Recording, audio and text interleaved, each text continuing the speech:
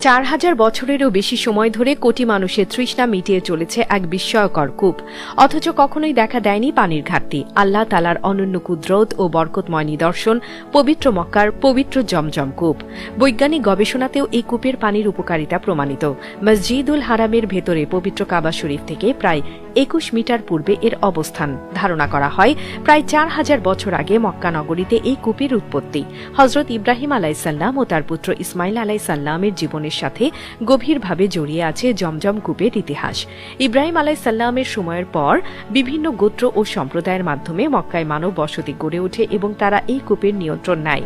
জরহুম গোত্র মক্কায় বসতি স্থাপনের পর তাদের এক নারীকে বিয়ে করেন ইসমাইল আলাইহিসসালাম। পরবর্তীতে ওই গোত্র অন্যদের পানি ব্যবহারে বাধা দিলে তারা মক্কা থেকে বিতাড়িত হয়। এতে করে কূপটি মাটি ও আবর্জনায় ঢেকে পড়ে এবং দীর্ঘদিন অনাবিষ্কৃত অবস্থায় থাকে।